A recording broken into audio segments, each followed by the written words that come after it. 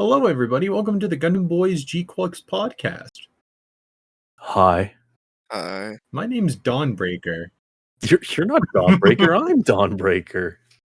My name's Furbus, and I'll be leading this little powwow of ours today.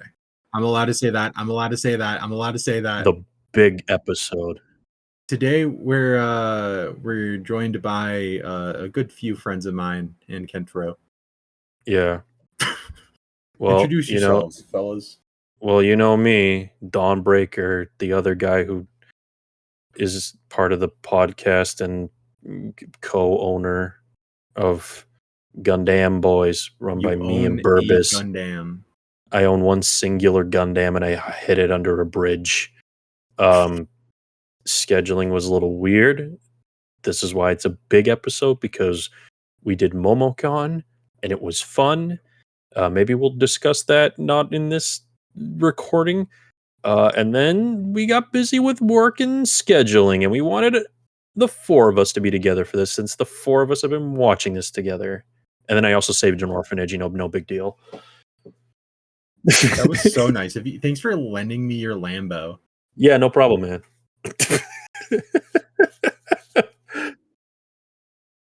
We're also joined by. Let's say something. Good. And Goons. And we got the Goon. Is he a Pokemon? And today you find the Goons under the truck. It's like Mew. Oh my god, you use strength or whatever. Yeah, so yeah. Today's our big penultimate episode before Obese GQuuuuuX. Obese GQuuuuuX, before episode 12 comes out, because at the time of this recording, we have episode 12 has not released yet. It's not Tuesday. It is a lovely Saturday evening. It's like, for most of us, it's fresh in the morning of Sunday. Yeah, 2 a.m. because there's only so much time in the day that I need to save orphanages. So unlike other episodes, the meat of our discussion is going to be actual discussion and not just plot recap. And then giving thoughts. Yeah, go watch the show. It's fun. Anyone have anything to add? Nope. Episode 7, Machu's Rebellion. After overhearing Anki's plan to rat out Shuji and the Red Gundam to Shalia Bull, Machu robs the safe containing the clan bat winnings and flees for Earth. Nyaan and Shuji are ambushed during their clan bat, which occurs inside Side 6 this time. Facing the Hammurabi and the Psycho Gundam, the two are overpowered as the 12 Olympians plan to kill Cassilia. Xavier arrives in his Gyan with the help of the Sodon, Greek base, if you would, and the terrorists are fucking murked. Abandoning the GQuuuuuX, Nyaan asks Shuji to run away with her, but he's rather called by the Red Gundam and disappears into a new Zek Nova. Nyaan is then picked up by Xavier, while Machu is cornered and after fleeing is shot down by the Kikaroga and jailed on board the Sodon. Start us off, 2 new songs are in this episode, Kenai and Halo, which are from the focal points of Machu and Nyaan. So, arbitrary rating scales, fellas. Wait, didn't we talk about this episode already? You were re-recording. We're re-recording all of it. Because the last time we tried really it was just like 30 minutes of plot recap, and this is more discussion. Oh. Like a real we're a real podcast. Remember? Oh boy. I give it 5 Randy Newman songs out of 5. What would a Randy Newman GQuuuuuX sound like? It's just the the and the one, and I walked on the feet. It's just You'll Be in My Heart, but there's like a lot more piano. No, it's just the Monk. It's the Monk theme. It's the theme to Monk. It's the theme to Monk. Monk, but it's breakcore. I give episode 7 4 disappearing or 4.5 disappearing red Gundams out of 5.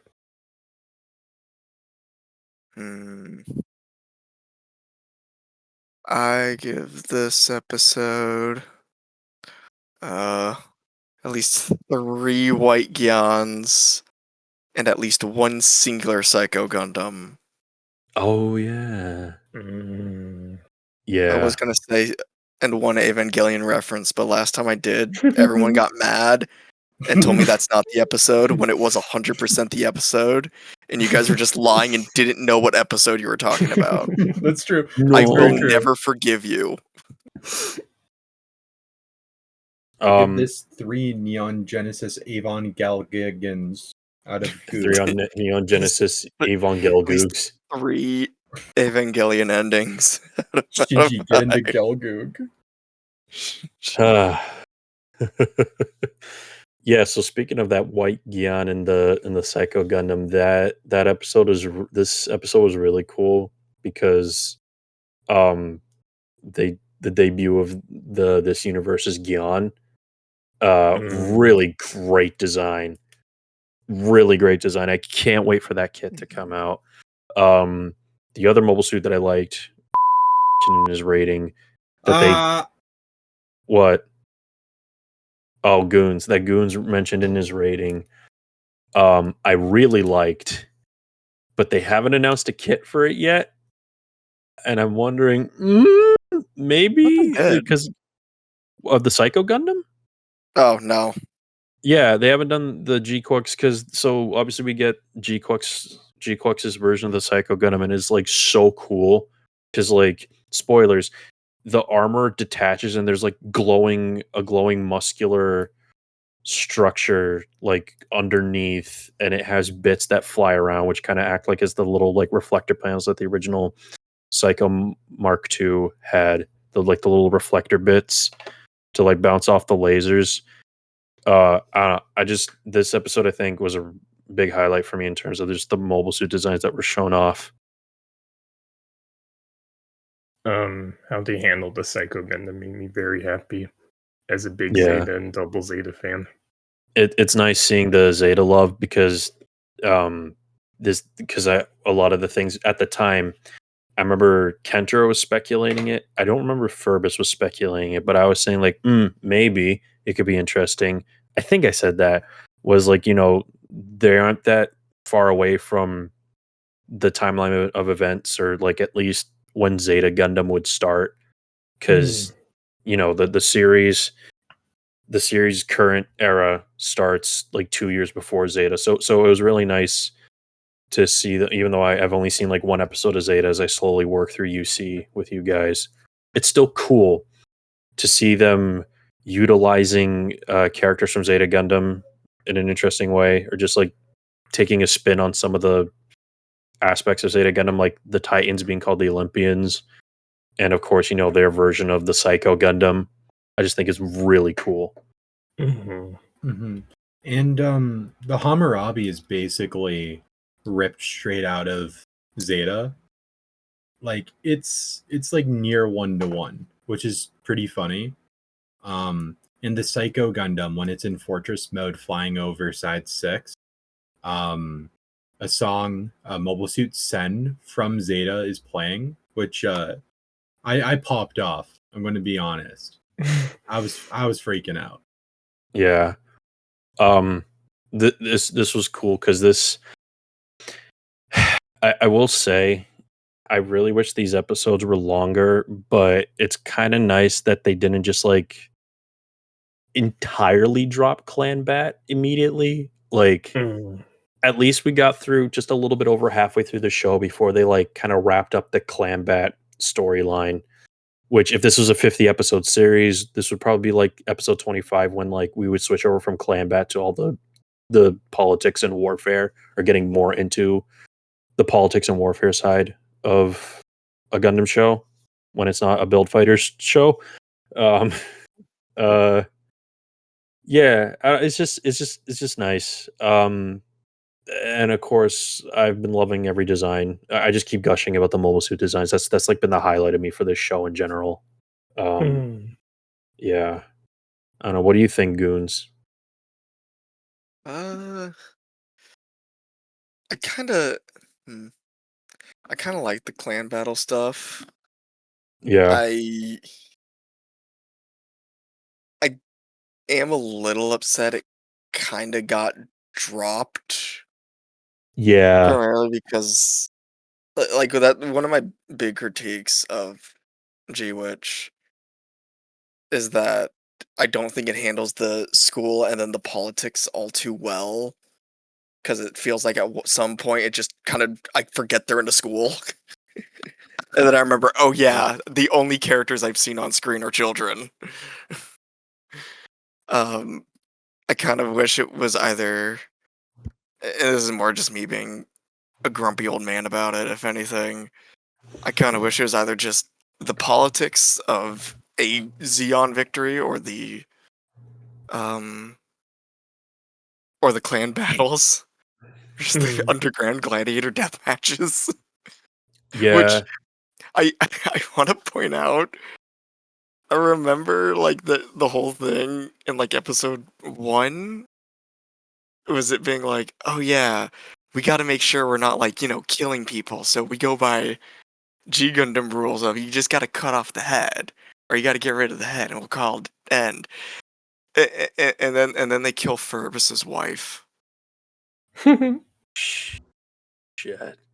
So guy. And at that point it's just at that point it's just completely dropped. Because then it's like, oh yeah, now we're actually just gonna kill people. It's Yeah. like, why? At the time, Why? it's funny mentions that like I'm glad that they did just kind of like Goons did a wrap up of the or the I like mentioning, god damn it, like Goons Dude. mentioning of the it's really hot in here in my room. Just start your fan idea on. over. There is a fan on. That's the fucked up part. Turn it on harder. I can't. It has one setting. He Spin. literally can't turn people on any more than he does. Shut up.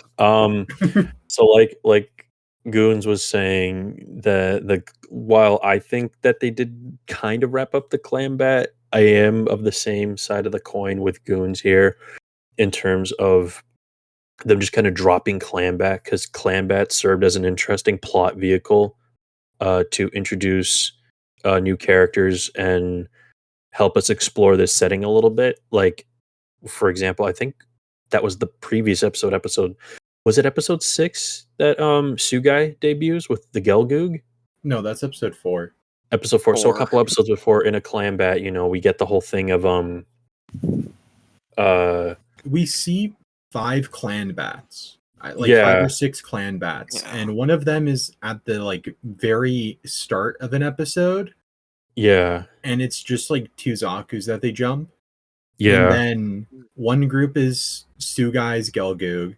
The other group in the immediate next episode is the dual Tri-Stars. Yeah.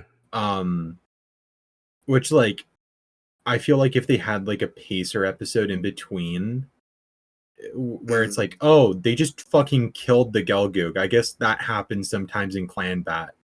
Yeah. And then, oh, another grumpy war veteran is sent to death.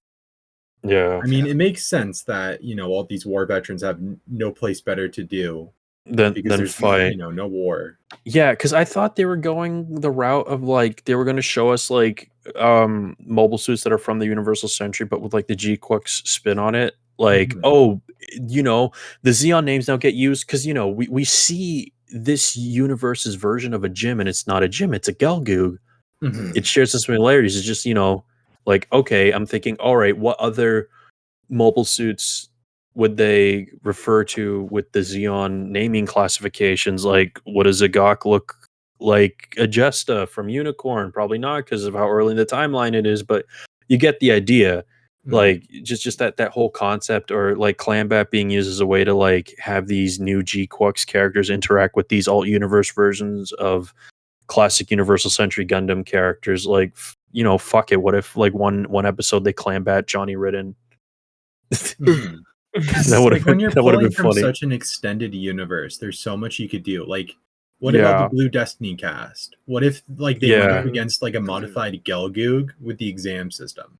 Yeah. What about Right. what about Bernie from War in the Pocket? What about just See- 3 gun tanks? Just throw them in space; they will survive there. Yeah, but as we'll see later on when we go into the other episodes, the show goes in a significantly different direction, which I am happy with how they handled the other stuff based on how they wanted the show to go. It's Yeah. almost like it's two separate shows. And GWitch, I've been watching back certain parts of GWitch again. It does something very similar in terms of like, oh, we have a limited amount of episodes we have to show this system, because one of the big systems in GWitch is holder duels, where anyone could challenge anyone to a duel with mobile suits to resolve conflict, right?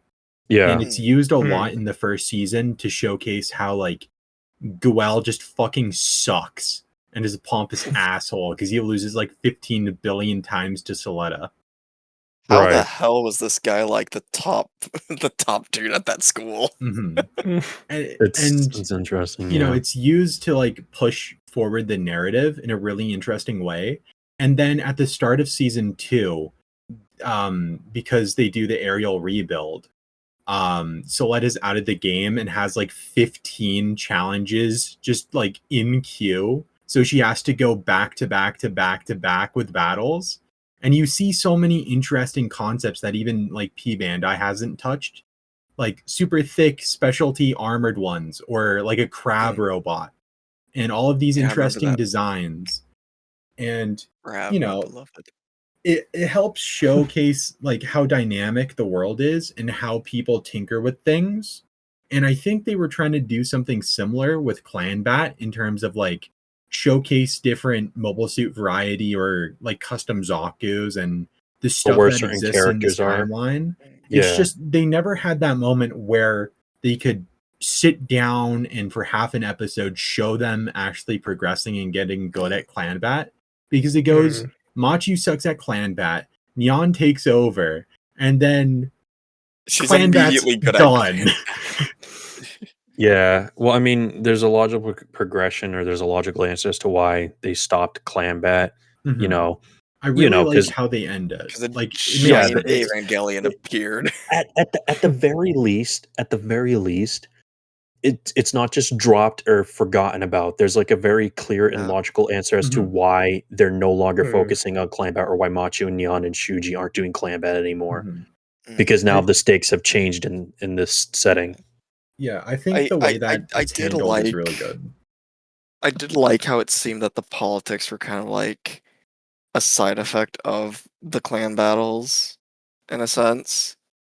Of like, oh yeah, the military or Charlie is like watching like consistently. He knows what's going on at all times. This is only really continuing because he's allowed it to continue. Yeah, and that's how Because he's kinda keeping like an eye that. on the GQuuuuuuX, because technically this was the GQuuuuuX, before Xavier lost control of it. Yeah. It's the first time we were seeing somewhat of the GQuuuuuuX's capabilities was through Clanbat. So I assume that Charlie Bull was just using this to study, to get the data, just to be like, okay, Yeah. so that works, this works, that works. Maybe I could tweak this or just that, for mobile suit development. Mhm. Yeah. So yeah, It- it's Kind of wish the show kept that a little more, but I do think if they had to like bend it to go in favor of the politics side, I'm gonna be honest, giant fucking robot in the middle of a city is pretty good.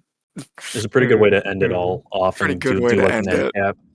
Pretty good way to do the last Clanbat. You introduce this interpretation of the Psycho Gundam, because I thought, based on how they were revealing, like, oh my god, it's the Titans, oh my god, the fucking Psycho Gundam, and all this stuff, that the GQuuuuuuX's progression was going to be like, through Clanbat or whatever. We were just going to see different interpretations of the timeline of events. So we see the Titans, we see them do their whole thing, we see a version of the scene of the Psycho Gun, because I'm pretty sure there is a scene, because keep on, I haven't seen Zeta, a scene of the Psycho Gundam like going through the city in the original Zeta, like wreaking havoc, correct? Mhm. Yeah, so we're seeing similar things. So we're seeing how some events from the original shows would progress in this timeline. And I thought that was the route they were going to go.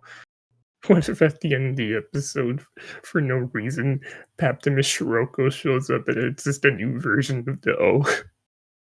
Oh my And then god. he immediately gets fucking washed.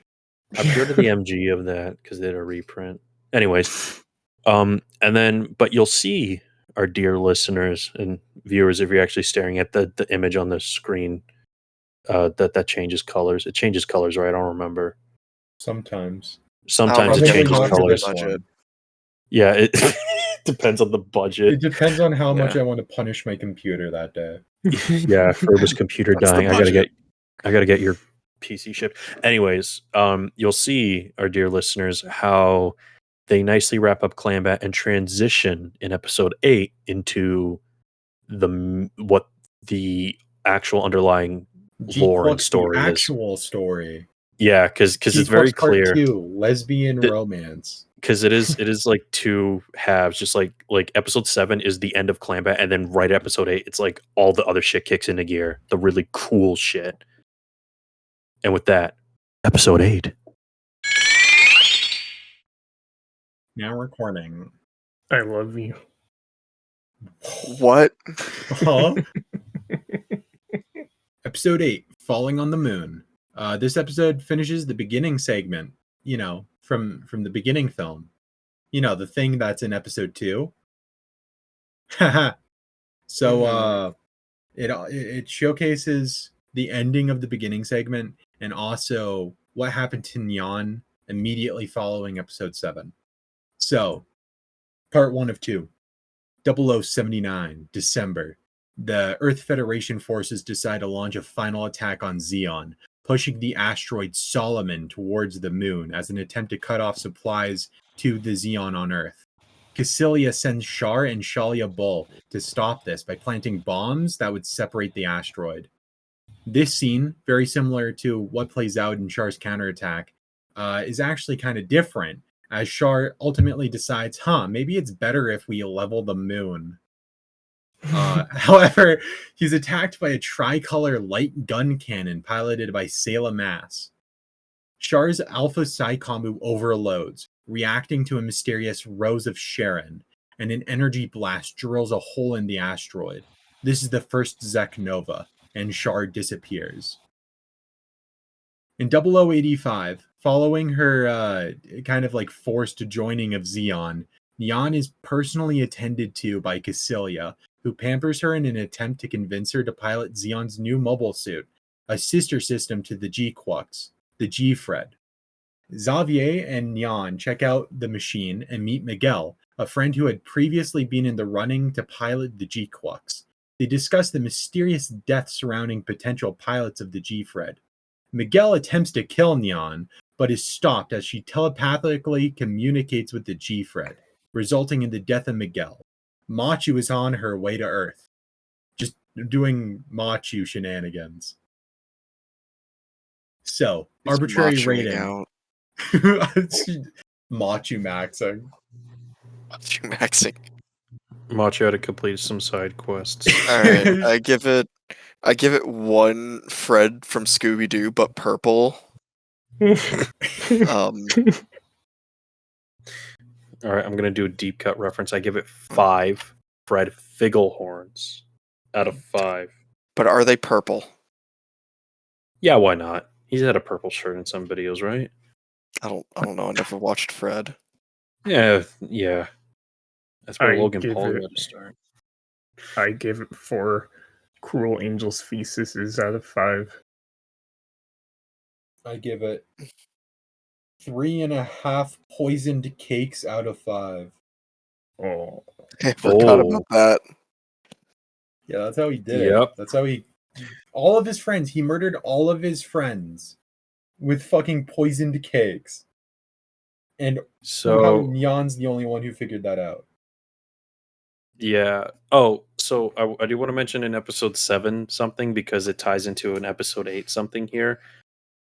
End of episode 7, we also get the really interesting plot detail that Charlie Bull is trying to fulfill Char's desire to eliminate the zombie family.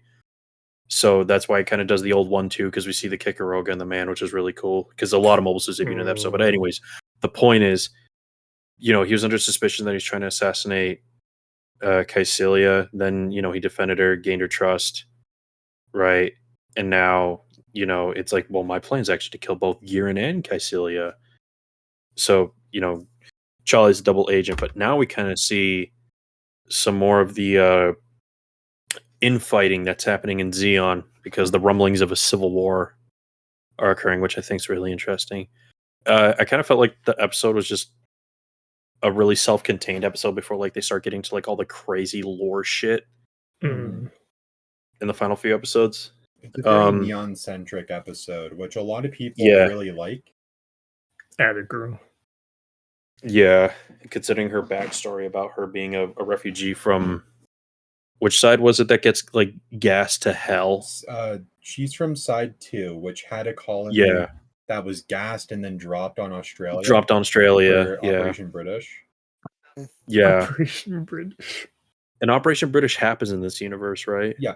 So a lot of the things from the 1 Year War still play out up to the development of the Gundam. So Operation British happens. It's confirmed in this episode that it's confirmed in a later episode, but we'll mention it now.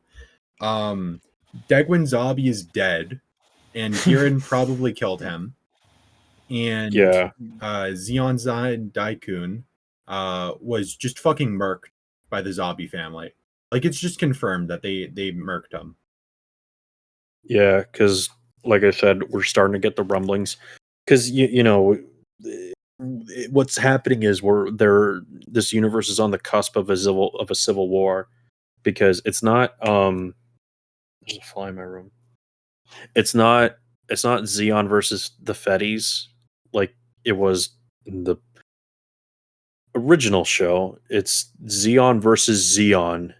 It's So there's a lot of political loyalists versus those who want to be free, but there's an extremist version of the desire to be free.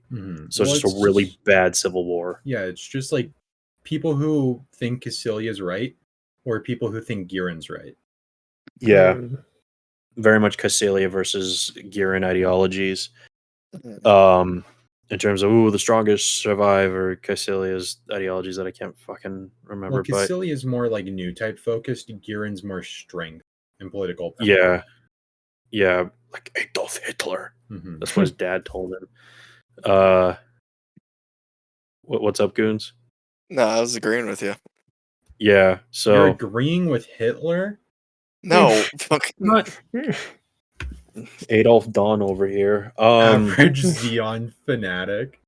Yeah, you're agreeing with Hitler? And Degwin leaned into Giran's ear and was like, I was really fond of that Hitler fella. And to which Giran said, "Who the fuck is Hitler?"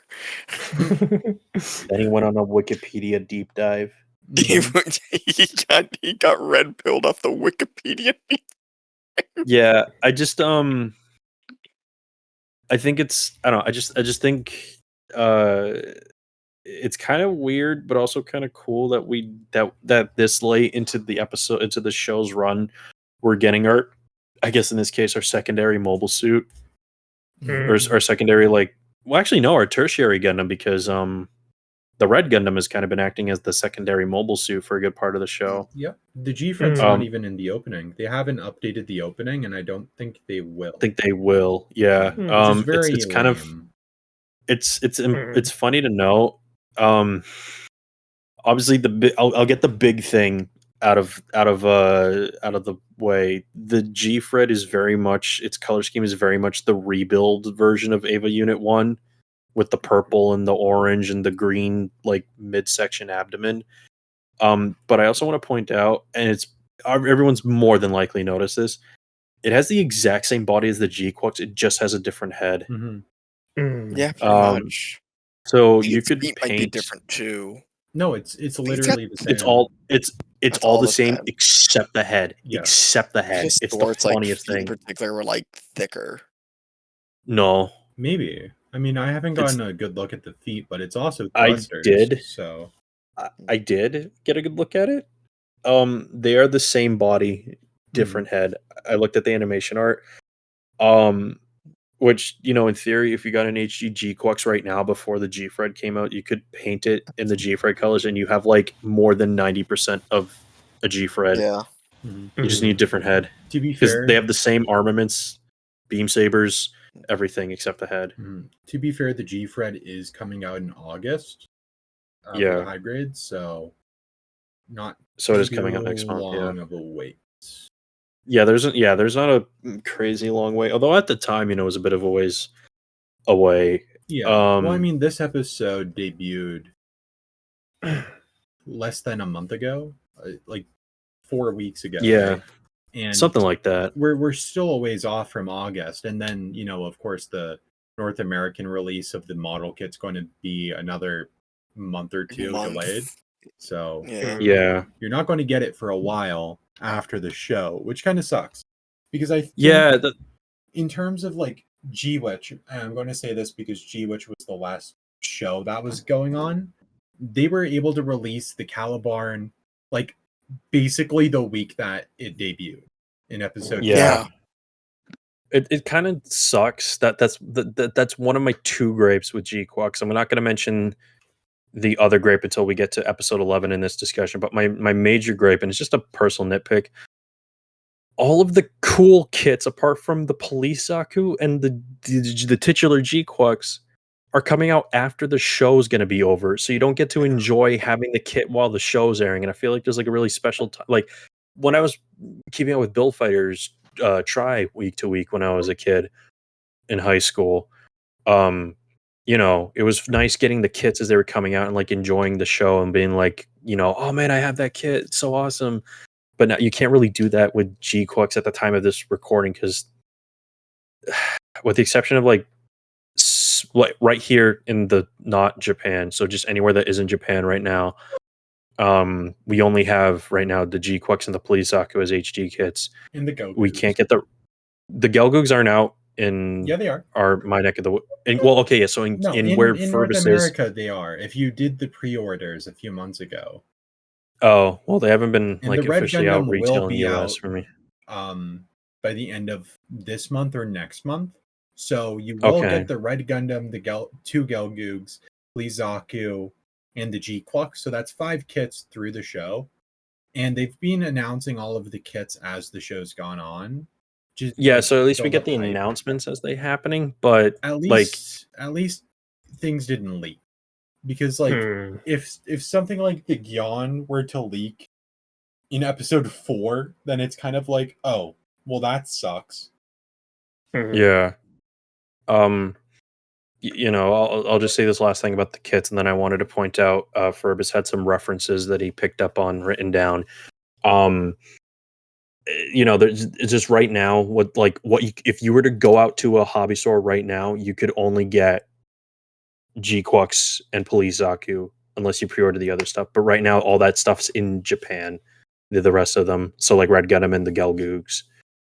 It just kind of sucks. But anyways, I noticed in your notes, Furbs, you had some interesting references. I think you should point them out. Yeah, so there a bunch of little like some blink if you miss it type of cameos, especially during the beginning stuff. Yeah. One change to this section from the original is they added Gelgoogs into the 1 Year War section during the operation on Solomon. And they're in like Xeon colors, right? Yeah, like that they're in Xeon green. Yeah. Which is probably going to be a P Bandai release at some point. Logical. Yeah. You can very quickly see Lala in Char's new type vision, like his little ding as he encountered Sayla in the caves.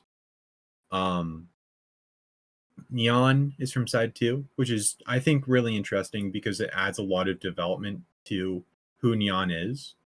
And there's a lot of character building in this last half, and it's very subtle. And a lot of people are divisive on it. My 2 cents is there's character building, and it's very nuanced, and that brings out the happiness in the media analysis part of my brain. But also sometimes you do have to just like tell someone straight in the face, this person is sad because of this and that, because not everyone's going to pick up on it. But I think GQuuuuuuX does a really good job, especially with Nyan's character, balancing that in this episode. Yeah. And when they're traveling, we see kind of like a board of different arrivals and departures. There's a bunch of travel locations. Please ignore the spelling to my co-host. Please ignore the really bad spelling on my notes document. Florida. I go to Florida a lot. So some of these travel locations are places we've seen Disney in World? other. We're going to Disney World. Yeah. Disney World. There's some locations we've seen in other Gundam works, especially Universal Century, such as the Kennedy Space Center in Florida, which we see in Zeta, Tiger Bomb, Beta. and Shangun. Shangri-La. I can never say the word properly when I want to say it in reference to Gundam. The word of the day is Shangri-La. Yeah, no, we go to Shangri-La. We go to Shangri-La and Tiger Bomb, and those are colonies from Double Zeta. Green Noah I said 1. tell your mom. Fuck you. So Green Noah from side 7, that is where we start Gundam. We see it actually earlier in this series, because that's where mobile suit development is happening for the Gundam. Green Noah is in construction, and that's where Amuro and Fra Bao and Hayato are living. And eventually, after the 1 Year War, after the redevelopment of colonies that were affected during the war, Green Noah is finished and expanded upon, and that's where we meet Fa Yuri and Camille Badon. And it's kind of funny that the Titans take over and have their like powerhouse where Amuro comes from. We also see the hometown of Shiko, so we know what travel plan Shiko went on to get over there. We also see Kami Igusa, which is named after the Kami Igusa station in Shinigami City. And Suganami, actually, that's what your notes say. Well, Because Shinigami is Suginami, Japanese sorry, means death god. We also see Kami Igusa, which is named after Kami Igusa Station for fucking Christ. Why are we doing Suginami this City. at 1 a.m? Here, you want to see happen. that? Here, you say it. You say it. We also see Kami Igusa, named after the Kami Igusa station in Suginami City, Tokyo, where you can find a statue of the RX-78. Wow, thanks, Furbus. You're welcome.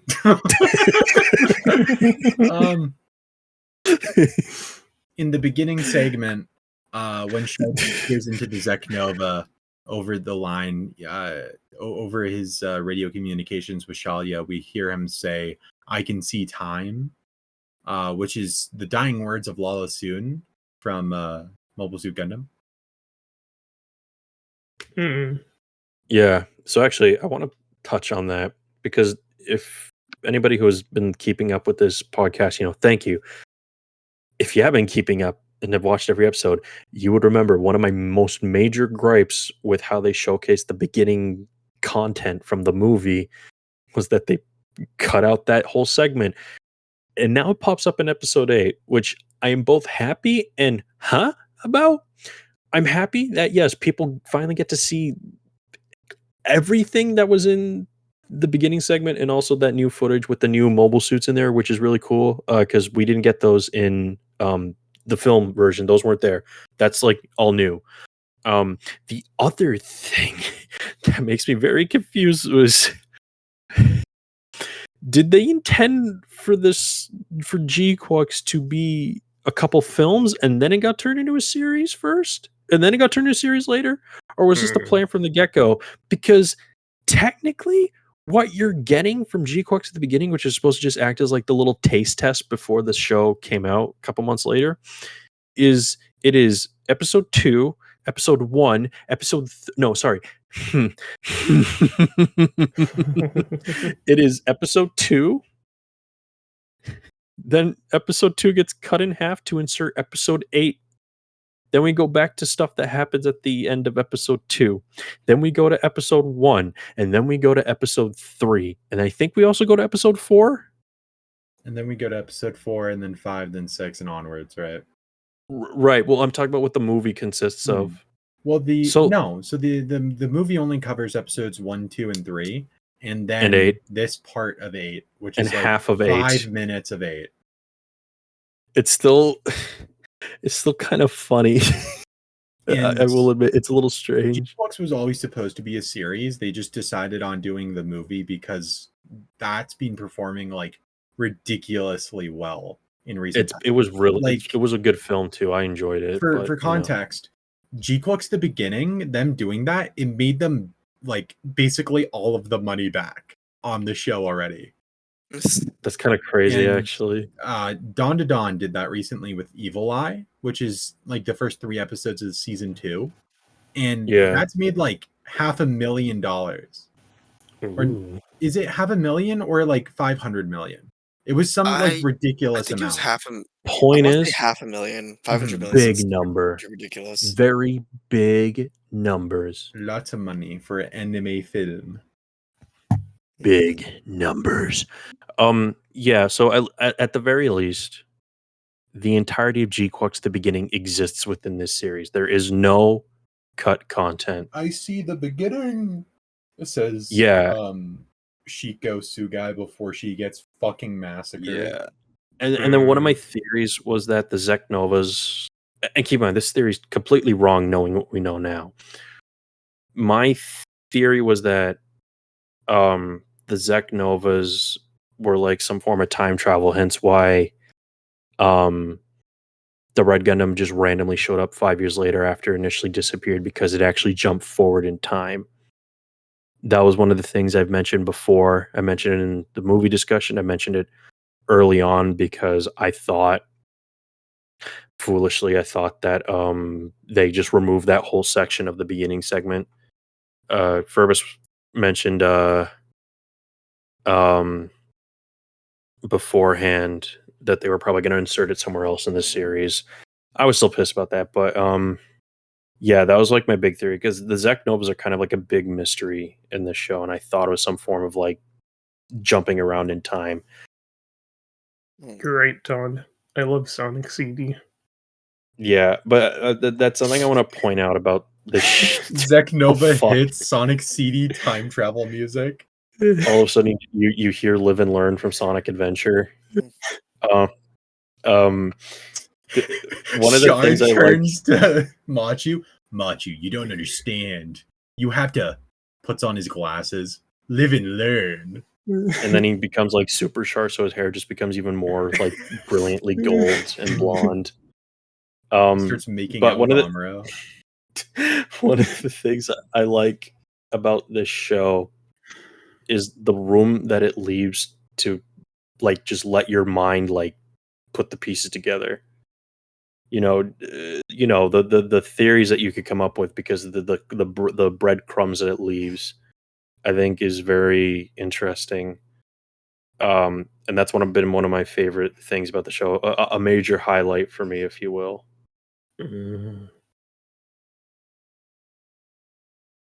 So this is the part where someone else jumps in, so I'm not saying everything. Goons, what do you think? Yeah. Of 8, Mm-hmm. I liked it for being the politics episode, or this big start of like the politics part. I did like that it was a bit on the quieter end. Until the end. Yeah. I do think it's weird to have the last little bit of the Char flashback happen here because correct me if I'm wrong. Did we ever see like the Zeknova stuff in like episodes 1 and 2? Yeah, no. Mm, So Yes, at the end of we episode did. I don't remember. 2, Can't they remember. they literally go, and then they decided to drop an asteroid on the moon, and Char was deployed, and then Char disappeared in a Zeknova. yeah. And then it's like Okay. continued in episode 1, which is really stupid. Yeah. Yeah. So like it does feel weird to have be episode 8 and then you get to see the Char's Zeknova moment. Mhm. Because I feel like if you didn't watch this movie that put it out, because that Zeknova happens in the middle of the movie, and then you have Shuji's Zeknova. I feel like the impact of Shuji's Zeknova doesn't really hit as well if you don't really know what's going on. Mhm. Like you Yeah. understand because the characters are reacting. Oh, it's a big deal, but you don't really know why it's a big deal.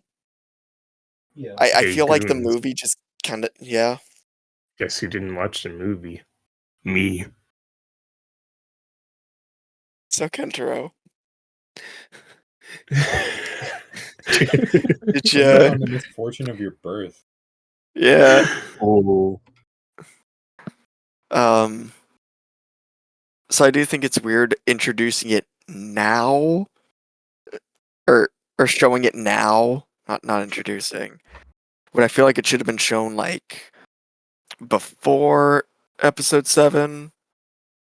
I feel like Yeah, we should have 'cause, seen it before episode 7.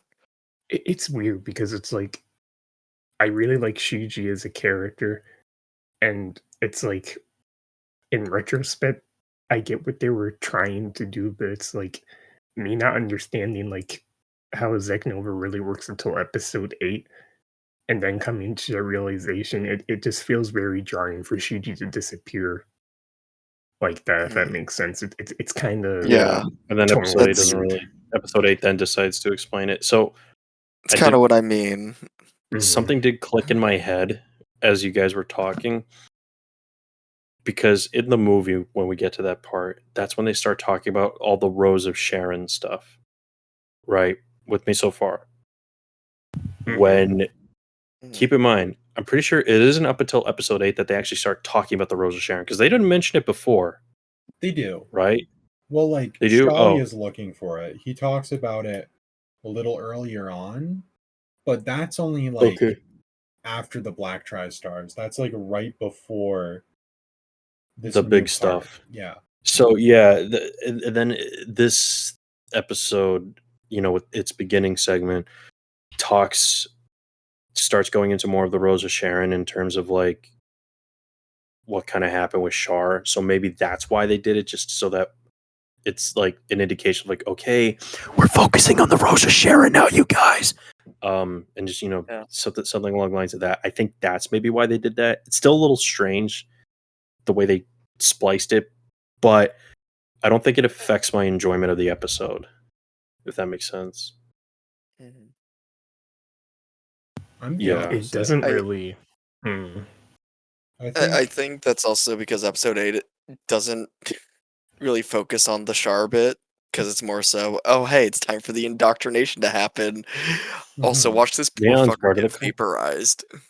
Oh yeah. Yeah, if Oh yeah, 'cause- anything, they should have moved stuff around and had that be like the ending to episode 7, and just had the entire Nyaan segment go a little longer. Because Yeah. the Solomon stuff is only like 7 or 8 minutes of this 20-minute episode, and then the rest is Machu or Nyaan. And we don't see Machu outside of the opening. Mm. And no.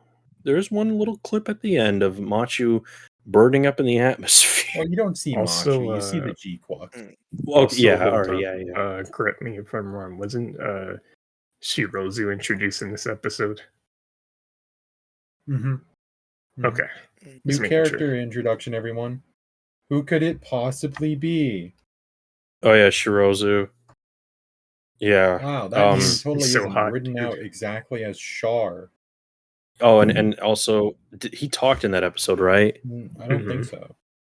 Oh, okay. Well, anytime you see a blonde guy in Gundam, it's automatically Char. And I was thinking it's Char. Furbus was saying, because they mentioned that they're developing cyber new types, that it was probably Johnny Ridden.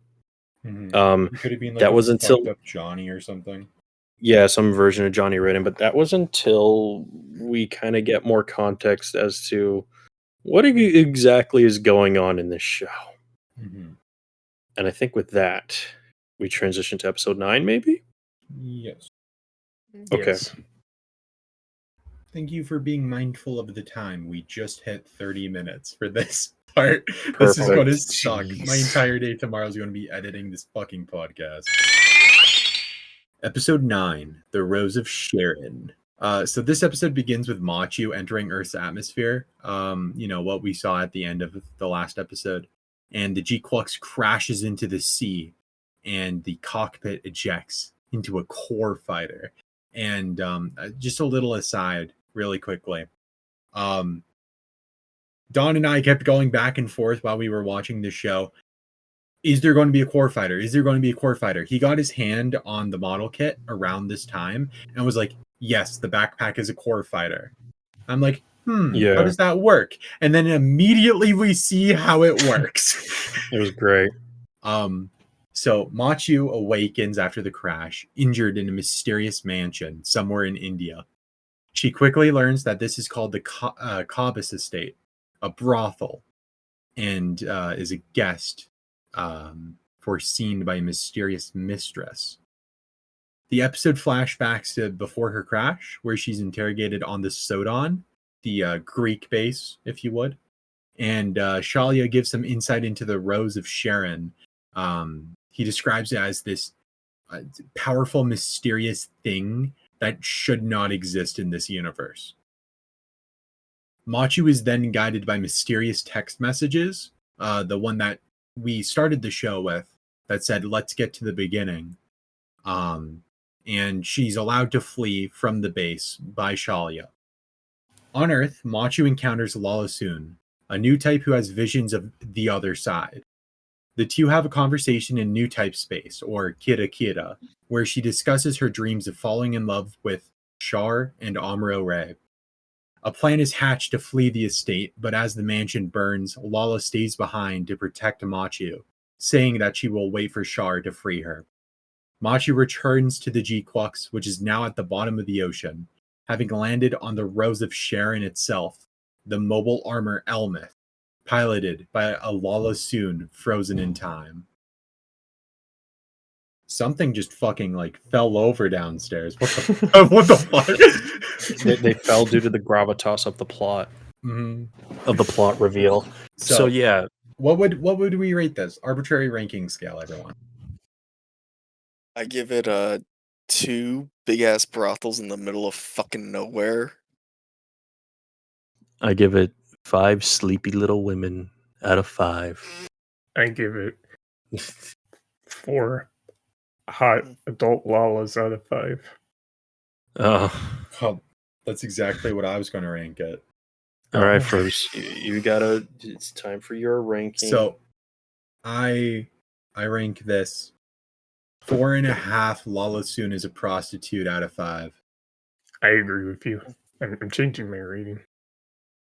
I want to say that I think this is the perfect way, and there's been a lot of controversy and discussion around, they bodied Lala. This isn't Lala, right?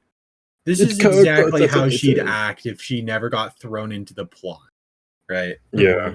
It makes sense. I really respect what they did, especially with the Kabas Institute, because it's such a deep thing.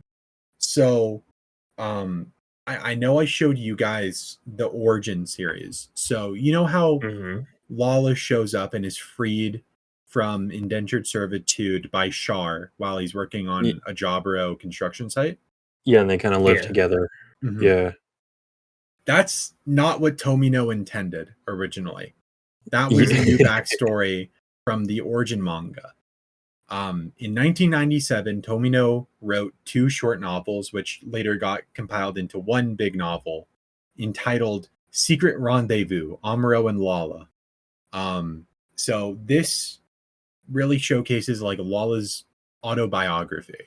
We see her get put into the Kabus Institute, kind of the duties she has to perform, how solemn she is.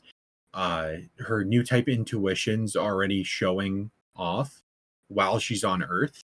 Because keep in mind, she's not in space, and space is what allows new types to flourish.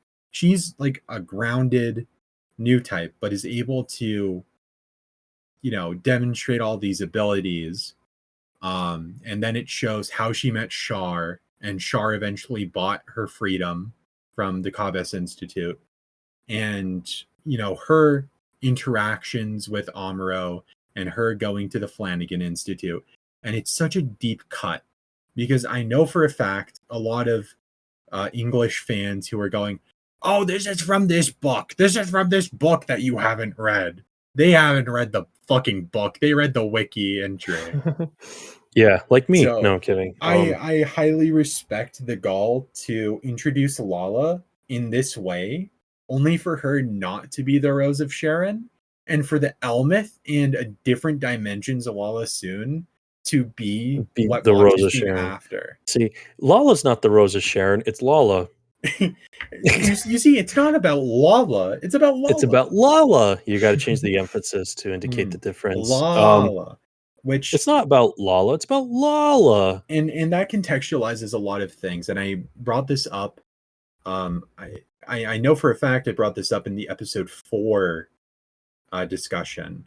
But the song that debuts when she goes in the Kira Kira right as she's dying, and even the big song that everyone likes, The Girl from the Space Colony, the lyrics to those songs are entirely done through using the word law. Yeah. And then we get vocal versions of it later on. She's been here the whole fucking time. Yeah, see, That's if you play those lyrics backwards, it translates to "Help! I'm in a ship from another universe. Holy shit, get me the fuck out! I don't want to be here." Just really get me out. Yeah. It's just great fun for the kids. That and she also says it's crazy. That Paul died. That who died? Paul McCartney. Fuck. She says in reverse. I think it's interesting that this is kind of the episode that kind of like peels back the curtain as to what exactly is going on, because when she talks to GQuuuuuuX Lala, and I'm going to specify that to GQuuuuuuX Lala, and says, oh, I can see time, there's the boy that pilots the white mobile suit, and he kills Char, my red soldier, and this and that, or other times I died defending them, or whatever, I'm destined to die, and all that shit. So we're kind of seeing like, oh wait, she can see into the other side being true universal century, or possibly true universal century. And then they kind of take that a bit further with the reveal of the Elmeth. A piece of plastic just fell into my keyboard, and it's really strange. Every time we mention the Elmeth, something weird happens. Oh my god, I just dropped my keyboard cap. You need to keep bringing stuff up. He keeps dropping stuff. Elmeth, and then like all the light bulbs start burning out. Yeah, that didn't happen, thank God. This episode, not to interject, but like, no, it's fine. I think this reason why I like this episode so much, because it kind of gets into like the essence and like the big reasons why I really like Lala as a character, and I really like that she has such a pivotal in the story of GQuuuuuuX, and then it just like those layers of her and just kind of like reveal themselves more and more, if that makes sense. It's a really fun episode. For me, this is where the show starts turning into, oh, what a fun exploration as to how things could have turned out differently with some interesting mobile suit designs, to holy shit, what the fuck, all that type. Like, Yeah. Yeah. Well, you see, that's why they've been pushing so hard on the Gundam Metaverse What project. the fucking stupid Facebook thing? Because What? they're introducing a literal metaverse. Oh no! Oh, I can feel my Which heart makes failing. sense if you think about it. A new type spirit, removed from the constraints of physical reality, goes to dimensions beyond rational understanding, Yeah. thusly transcending the universe. So one gripe that I do have, because they don't quite explain it. Actually, no, wait. That probably wouldn't be for this episode. It might be this gripe, because they don't. You know what? Yeah, no. They don't exactly reveal, and mainly because it happens at the end of the episode. If the Rose of Sharon Lala, so Sharon Lala, is from like our original Gundam series, or if it's just from a version of the original Gundam series where things played a little bit differently. It's so far they haven't explained that yet, because we haven't seen it. I don't think that this is Lala from like TV Gundam or movie Gundam, because when TV Gundam Lala explodes, you literally see parts of the Elmith like fly around, while also going into like the psychic shit. Well, like okay, you could see parts of the mobile armor. It's all into space dust. This is Lala the second before she dies. She does the little and ends up in the GQuuuuuX universe. But then, at some point she has to come back. Because she's the Lightbringer. Oh, shut up. No. But like, seriously, what if it is Lala just before she gets killed because, weird shit happens in New Type Flat? Because you could literally just say Lala showed up the last second before her death, before she came back to die due to New Type fuckery. Well, I mean, we literally see her final moments in a New Type space talking to Amuro. Yeah, it depends. It depends on how they explain it. Depends. No. It depends on how they explain it in the show. Because is it a version of TV Gundam? But, I think it's an ideal construct of Lala, who went through those events, because like I see the GQuuuuuX universe as there's a timeline in which Zeon wins, and there's a timeline in which the Fetties win. And it's completely dependent on if Tem Ray wanted the Gundam to be a skeleton or to be a big beefy box. That's how I choose to perceive it. Wait, how does that change one or the other though? Like if the Gundam is skeletal versus beefy? If he's a skeleton, Char wins. If he's a box, Amuro fucking kicks ass. But how does that play out? That's what I'm trying to understand. In order to understand, you'll have to buy my book for $27.32. Oh, shut up, Omni viewer. How would unless it's just one of your classic bits that I'm not understanding. So, Goons, what do you think about this episode? Oh my god! All right. Yes. What did you think about this episode? I thought it was just kind of all right. Again, the amount of like original Gundam I watched is very weird, because it was just whenever I could get online to watch it with you guys. Oh yeah. So there's definitely a few holes in my Gundam watch along. Quite a few holes, I will admit. You and your holes.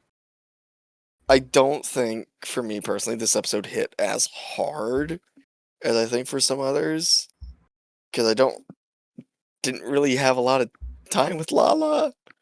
I think I only saw her like a few times when I was watching with you guys, and one of those few times was her dying. Which is an insane way to get an introduction to a character. Here's this fan favorite, check this out. I do think the reveal at the end, there's a little more I want to talk about on it, but I'm going to save that for later when we actually get to episode 11, because I think it's a bit of a it's a small part of like a bigger thing I want to talk about that I don't really want to do here right now. I'll wait till we move on a bit. But like overall, I mean, it's kind of our standard just slow episode. We had a bunch of episodes with a lot of crazy stuff happening. So just kind of having an episode where most of it's pretty just chill up until the very, very end. That's pretty alright. Yeah. I like where Don is getting his theories from about where Lala came from and everything. And of course, like that's one thing I really like about GQuuuuuuX. There's a lot of interpretations you can have and other stuff, but it's like I don't know. I guess I never really thought that much about because I'm kind of like leaning towards Fergus' position where I kind of see these revamped version of characters as like it's kind of a little weird to describe. I just kind of see them as like alternate versions of these characters that take on familiar aspects of the characters we've seen from like the TV shows and stuff, but they also expand upon their roles and kind of do things that I never really expected from their characters, or just they bring in elements from like the novels and all these other stuff from the Gundam metaverse and adding them characters, which I guess that's why, with how I perceive it, I just never really thought about these characters being like a continuation of their characters before they get killed off or anything, because they act like their usual selves, but they kind of also don't, if that makes sense. It's like a very different, it's like a familiar but also somewhat different interpretation of the characters that we knew from before. If that makes sense. I agree. And I think I don't know, because Ferbs, you did say you had a lot to say about this episode. Is there anything else you'd like to say? Because I think with what we're going, what with the direction we're heading into, we're gonna start to be learning a little bit more as to what the hell's going on. I think the last thing that we need to touch on is we do get new mobile suits. Oh yes. We get to see the tops of the Mad Angler, the Gog, and the Zaga. Now, it was pointed out right after the episode aired on Twitter, on the Kara Twitter. These were a suggestion of fan service because, we're dealing with water. Let's have Aquarius little mobile suits, right? Yes. To confirm, only the top halves of them are drawn. We don't have full concepts, and they're probably not going to be made into model kits anytime soon. A man can dream. I'm kind of upset. I'd like a Mad Angler.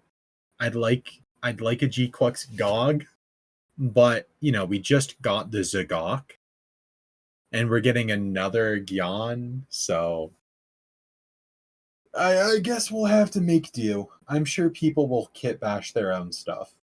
They'll figure it out. They always do. And I think with that, Episode 10, Yomagnetho Blockade. Zeon has been building a solar array with the assistance of Side 6, which they claim would aid in revitalizing crops on Earth, but harbors a secret within. Xavier and Nyaan and the Gyan and G-Fred are tasked with guarding the device. Kycelia gives Nyaan special orders to enter passkeys into the system to destroy Giran Zabi's forces. Chalia gives backstory to Machu, discussing a disastrous Helium-3 mission in Jupiter during the 1-year war and why he was so drawn to Shar. Kycelia meets with Giran, resulting in the death of her brother. Poison. Chalia's forces and Xavier's begin to fight as Nyaan uses the Yomagnetho to completely obliterate a Boa Q. The colony laser is utilizing the properties of the Rose of Sharon to distort the fabric of reality. Machu enters the control room, ready for battle. But we wake scale everyone. What the fuck? What the fuck was that? I gave this episode 4.5 Nyan's counter attack out of 5. I give this episode 5 Lovecraftian literary parallels out of 5. So a lot of stuff happened, but also not a lot happened. They're doing what they did with the original Gundam, where they split the final battle into multiple episodes. And we're still Yeah. in the final battle. So for episode 10, 11, and 12 are the final battle of GQuuuuuX. And Yeah. a good amount's happening. Nyan's all kitted out. She's got her new pilot suit. She's got her Cassilia hairdo. Shalia. Yeah. Being groomed by Shalia's Cassilia. flashbacks in a completely different art style, which was pretty interesting. And this is like right when the tension peaks, because the episode ends literally right before the G-Fred and the GQuuuuuX face off. Yeah, and before that we got like a crazy fucking black hole explosion. So they essentially have weaponized a sleepy little Lalasune into becoming a giant linear rail black hole cannon. And you could see that they literally have weaponized her new type ability, because in the effect, while the particle beam is either being charged or discharged, you can see the silhouette of a swan struggling to break free from the element. Yeah. Oh, our poor little So lass. on the subject of Lovecraftian literary parallels, in the lore of the Outer Gods, Yomagneto is essentially an eater of stars, and that means this cannon very much deserves its name in the sense that it fires literal black holes and can eat entire space colonies, asteroids, stars, ships. It'll literally ate It Abba literally ate Abaku, because yeah. not only did it fire upon it and disintegrate it, but it literally teleported it into its mouth and then chomped down on Yeah, it. and then sucked it in a The black hole. design also has like a lot of little teeth on it, which is a reference to like this big particle cannon from Ideon. Yeah. Hmm. Yeah. Oh, Goons has returned. Very quickly, Goons, little what do you Goon. rate episode 10? I give it 1 brain boner out of 1. Okay, there we go. Now we're carrying on, and I really want to make note of the Studio Kara's use of the Lovecraftian parallels, because this isn't the only time they do that, but that's we get on that when we talk about episode 11. Listeners, keep that in the back of your head, because I'm about to blow your fucking mind. Anyways, What if I don't have a head? I'll give you one. Oh. You were saying, Okay. Furbus? Furbus? Yeah, what were you saying? Sorry, I had to get that. So yeah, no. Yeah, a lot Sex. happened in this episode. A few more Gundam novels are referenced, mainly the primary Gundam novelization. Okay. So some spoilers for that. The entire finale of Gundam is like completely different in the novels. Oh, okay. Including what happens to Abba Q. Oh. Cough cough, solar ray. Oh dear. Oh no. Oh Yeah. no. Oh dear. Oh man. Oh god.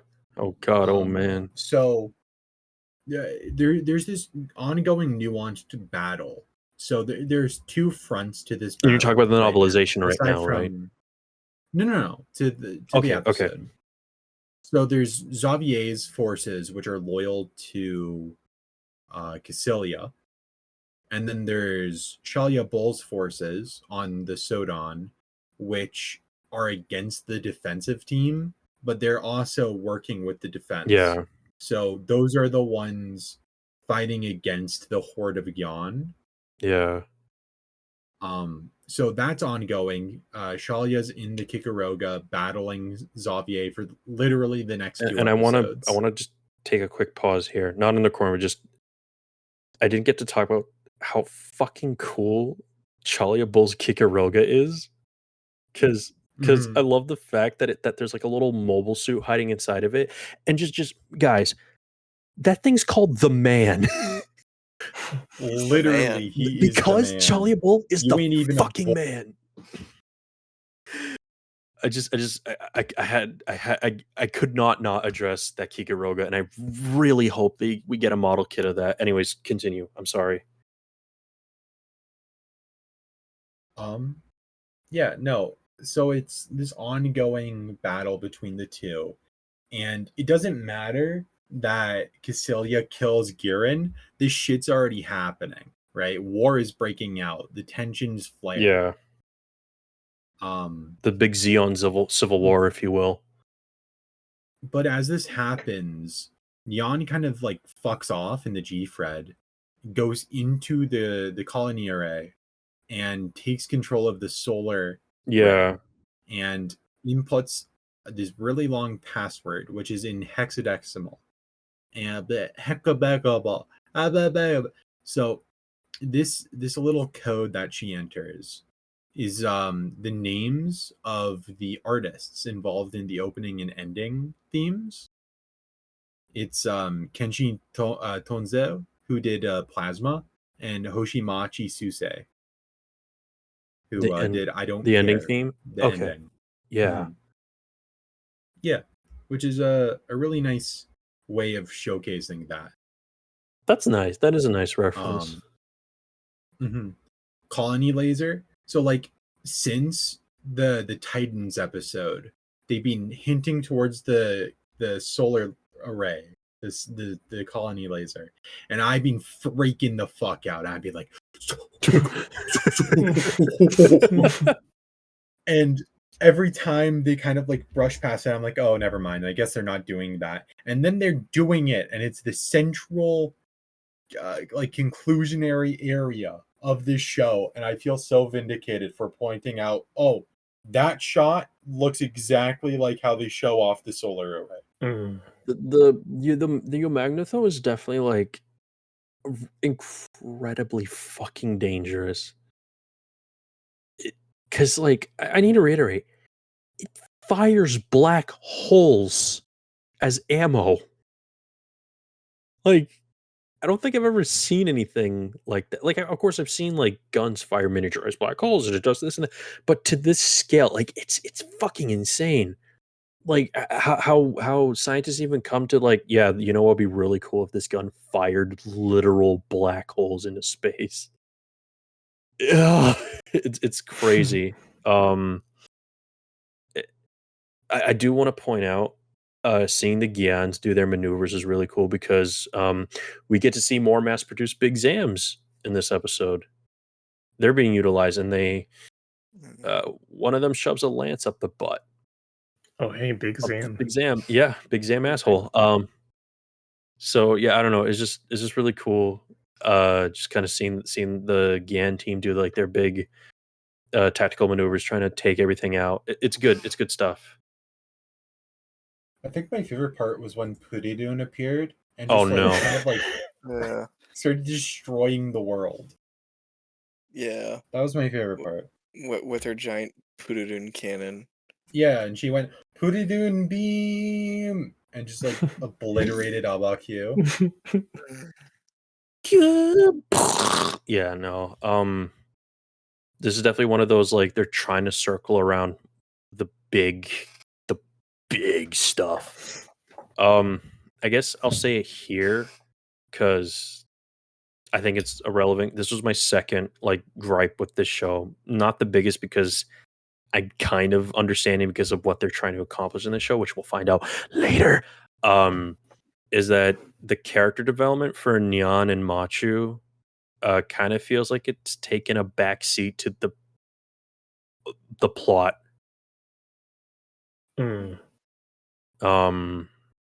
Like we don't get to see that evolution of Machu becoming a good pilot. We don't get to see Nyan and Machu's relationship evolve to like actually see them slowly growing to become friends, like close friends. You know, because I was under the impression up until recently that they were kind of like indifferent towards each other. just because of the circumstances of the situation, but not the case based on what we've seen so far. I But think sorry, go ahead. No, I was gonna say I just kind of wish they had more time to develop as characters. Yeah, Mhm. no, I agree. I think this gets into like a really controversial hot button topic in Gundam Twitter right now with like, are they fully developed characters and do they need to develop? So, really quickly, I'm going to go on a tangent. Nyaan is obviously out of the main trilogy the only ones who really has like substantial character development, because Nyan's whole thing is her friends and family got gassed and then their corpses were dropped on Australia in a failed maneuver to take out Earth Fetty headquarters. And she's just like an illegal immigrant jumping from side to side doing work smuggling fucking dangerous weapon keys. And she has to keep jumping from place to place. She's a wanderer in a galaxy that doesn't want her because they're ruled by the people who killed everyone she loved. So she has no place of stability and she can never develop any friendships because of that trauma, right? Like she gets into Yeah. fights, she has to hide. She's doing smuggling work because she can't get a proper job because she doesn't have certification. She can't do schooling or proper work because she doesn't fit the criteria. She never finished high school, right? Yeah. Her disguise is a high school student, but she didn't get to do it because everyone's dead and she's alone in the universe. So when she finally finds, like Machu and she could develop a friendship, she starts to settle, right? The ending literally shows her and Machu in a home, a very well-loved home. And I think that's like such like a deep little character thing that these two are able to have this security within each other to explore ideas of what they want to do with their lives and what they're able to do with their lives. Because Nyan is very contrasted by Machu, and Machu doesn't have much development. She doesn't grow as a person. She's She also kind doesn't of grow not as a politically pilot aware at all. because she's her father works for the government and her mother is a businesswoman, and she's a rebellious teenager who has so much room to grow and so much ability to do what she wants. She's not able to really find out who she is. She doesn't have the same struggles that other people have in order to properly find themselves. And GQuuuuuuX is an exploration of her finally finding something that she thinks she can do, right? She finds her own voice and her own personality through Clanbat because she's introduced to us as someone who wants to swim on Earth. She wants to visit Earth because she thinks it'll be different from space. And when she finally gets to Earth, she realizes it's no different than space.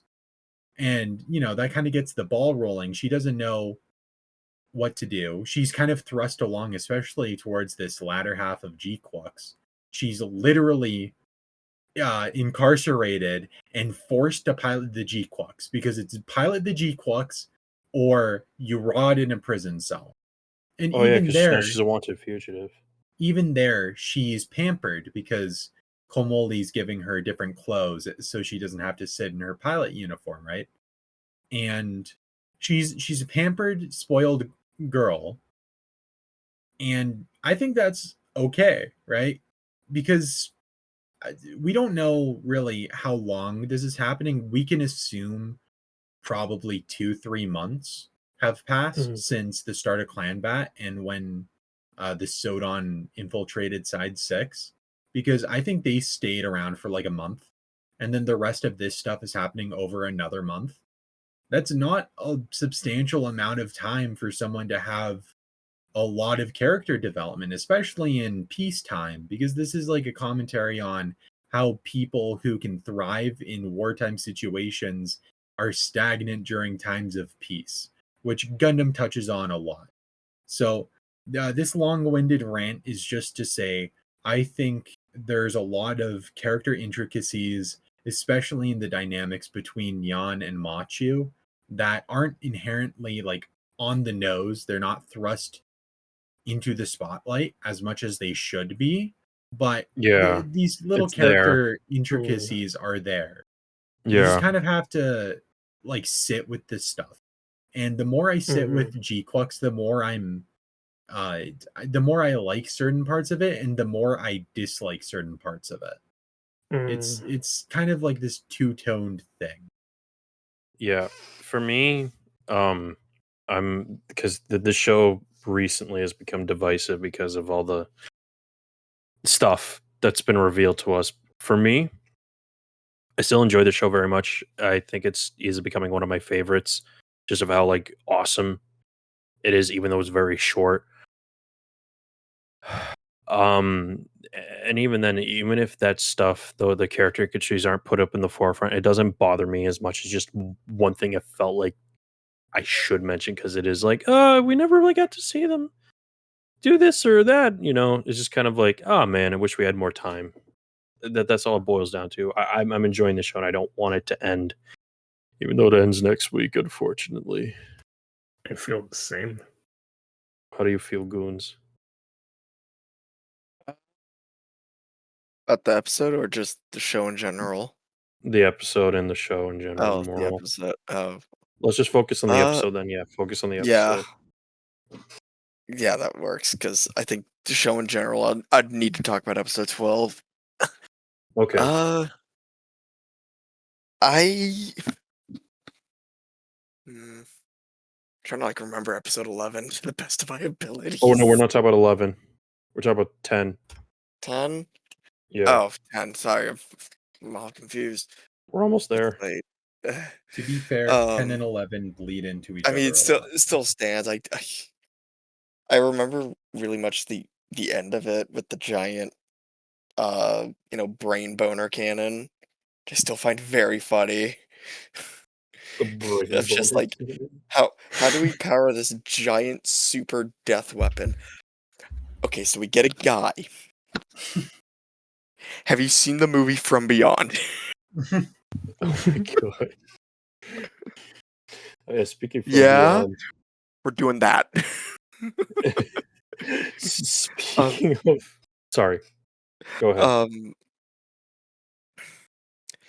I do like how this was did have a little bit of some Gundam action in it, especially because the last couple episodes didn't really have any. Outside Yeah. of like again, Neon sending someone to the fucking particle dimension. But Come like on. outside of that, um, it was nice having just a little bit of action, even if it wasn't really long. Oh, also, fun fact. Yeah. I found this out after the fact. The scientist guy who you see, who's like overlooking the weapon that Neon kind of just swats. His name was like Lionel. He shares a voice actor with Guy from King of Braves, Count Geigar. Oh my god. Who is also Steamliner and Kamen Rider Gotchard. Oh my god. I find that very funny.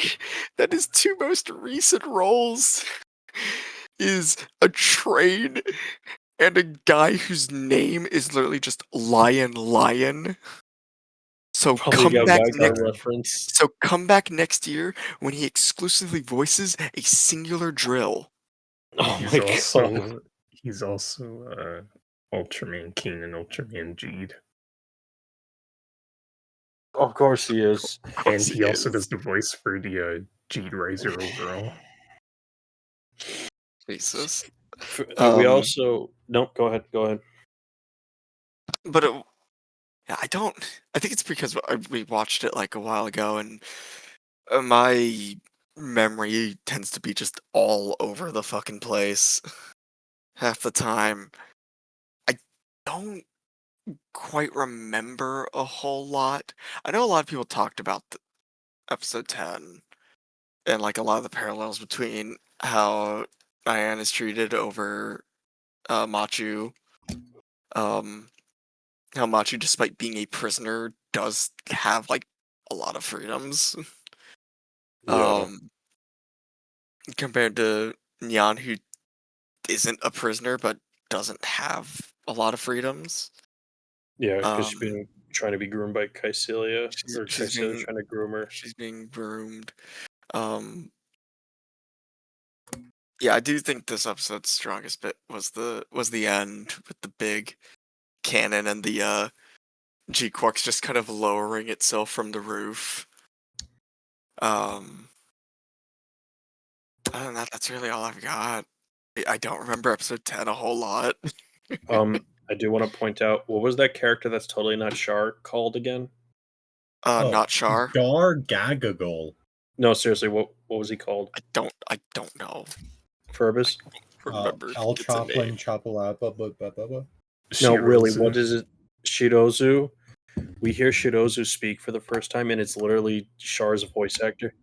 So it's pretty obvious that it's Char, and then when like fucking G Fred kind of does, just destroys the control deck inside the Yamagnatho,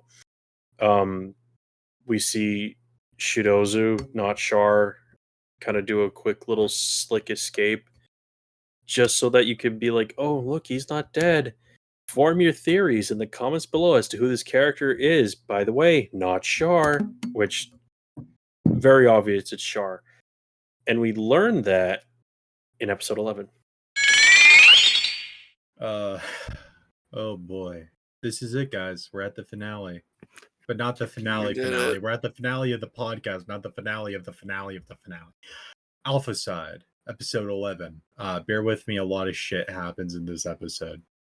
After the destruction of Q, Machu enters the control room and begins to fight the G-Fred. Machu and Nyaan reunite, wondering why fate brought them to this moment. Nyaan states, I don't fucking know! Don't put this pressure on me, dude! During the battle between Shalia Bull and Xavier's forces, it's noted that Shalia seeks to fulfill Char's goal of eradicating the Zabi family. All he has left is Kycilia and also Garma, but I guess he's retired, so it doesn't count. Yeah. Char, spoilers, is revealed to be alive in a little magical girl sequence. A developer, so Char is a developer of the Solar Ray project in order to get close to the Rose of Sharon, which he seeks to destroy as it shouldn't exist in this world. Machu destroys her GQuuuuuuX's Psycom limiter and begins to showcase mysterious powers. Literal black holes come from the engine drives along the arms and legs. As they battle, Shuji eventually appears in a ghostial, kind of like a Jedi Force ghost form, leading Machu to the Rose. After this, they encounter Char and Kycilia. Those two are kind of like in an empty theater, a Zeta Gundam reference. Machu gets dragged by Char to the Rose, and Char explains how he originally met Shuji. He saw promise in the kid and gave him the Red Gundam to pilot. Char then gets Magical Girl beamed by the sleeping Lala, who remembers Char as a Zeon uniform-wearing officer.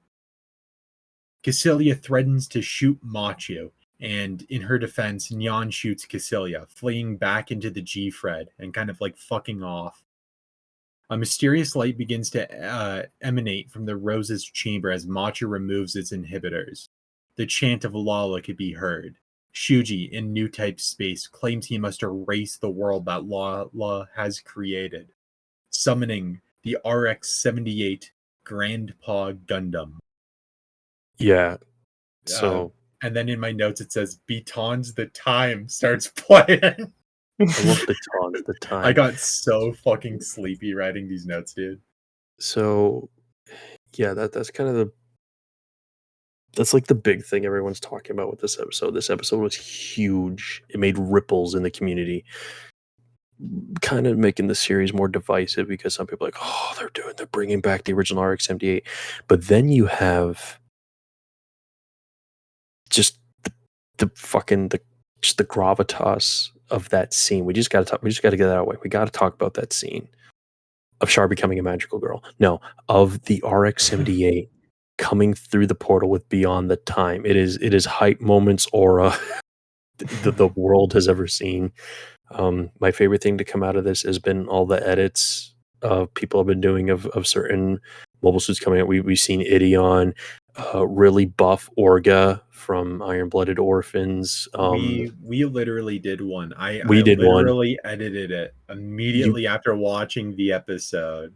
You I can did a see it few. on the channel in the short section. We did a version where Get a Robo comes through because fuck it, why not? There's some people where their Idions coming through. It's just it's great. It's perfect. We have a brand new Gundam meme. Speaking of Getter Robo, I Yeah. rate this episode 5 Oh, yeah. Getter Robo beams out of 8. I give this episode 5 hype moments and aura out of 5. I give this episode a magical girl transformation out of 5. I give this episode 4.5 Beyond the Times out of 5. It's genuinely one of my favorite episodes in the show. Yeah, this episode is just crazy all around because now we're coming to the peak. There's not too much to like mention or discuss that hasn't just like happened in the show, because this is one of those episodes. There are episodes of Gundam where there's a lot of like intricacies and media analysis you could do and little character development, and then there's ones where like the Easy 8 fights the Goof, and all you can say is the Easy 8 fights the Goof. Yeah, I can do an analysis. Actually, analyze these balls. We see the Red Gundam come back. Yeah, the Red Gundam's so that's just kind of nice. chilling at the bottom of the big beam cannon. Yep. And I like it's in a similar pose. Oh, we have our reaction for this one. We do. I was freaking out when I saw the Red Gundam because it's aligning exactly how the Gundam was at the very end of the original, right before Amuro detaches the top of the Gundam to fly off in the core fighter.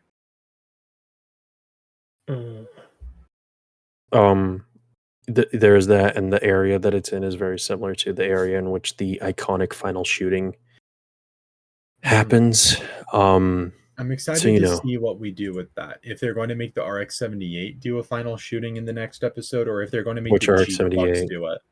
Which RX-78 are you Well, there's talking only about? one There's 2 of them. RX-78 because there's 2 of them. No, the Red Gundam isn't RX-78. That's not its designation. No, it is. It's on the bottom of the shoe. Fucking Toy Story style. It's GMS. Its classic code is GMS. No, but on the kit, they show at the bottom of the shoe, it says RX-78. On the bottom it's of like my fucking shoe, it says like it's Andy from Toy Story. Yeah, no, literally, like it's Toy Story. But yeah, it's we now get into that area of what the hell could be going on. We obviously don't know who could be if the RX-78 is being piloted, if it's a manifestation. I think it's Amuro coming in from the other side because, you know, the big thing that people have been saying is, ooh, is Amuro going to be here? Is Amuro going to show up or whatever? You know, Amuro has been alluded to and mentioned via GQuuuuuuX Universe Lala and how she can see all the different paths that play out in terms of what happens. But I want to get into that other Lovecraftian literary parallel that I mentioned that I kept in that I told everyone keep that in the back of your heads because I'm going to blow your fucking minds. So obviously, if everyone remembers the clip, you know, Shuji mentions, oh, you know, she's doing this all for you, you know, because of her love for you or whatever. You know, this universe is the result of her. So if we are to look into the lore of the Outer Gods, there is the outer god, the ruler of all the outer gods, known as Azathoth, known as the blind idiot god, because it slumbers, it sleeps, it doesn't awake. From its dreams, our known universe is created. I mentioned this before to the other guys. And on Reddit. Yeah, and I briefly on Reddit. I'm not going to reveal what my account was, but His account username is low tier god fan 15 I don't on even reddit.com. watch that guy. But the main parallel is the reason why Azathoth is called the blind idiot god is he sleeps, and from his dreams our known universe is created. Much like Lala, who, as a result of her sleeping and her she essentially created this universe out of her love for Char, wanting Char to win the 1 year war so that he can be safe and never die. Because supposedly, and this is where it could possibly be a different version of UC, that Lala either is shown up in the last second of her death from the original Gundam series, or she comes from a version of the original Gundam series where Amuro kills Char and Lala isn't able to get in between them for her to sacrifice herself, thus causing all the weird shit in this universe. Because the Zeknovas are coming from her, the entire GQuuuuuuX universe exists because of her.